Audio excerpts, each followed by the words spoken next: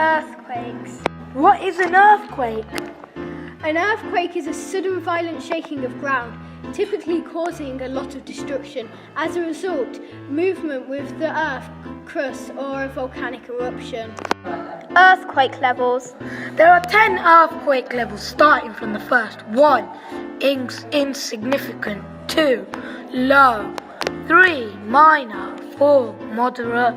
5. Intermediate. 6. Noteworthy. 7. High.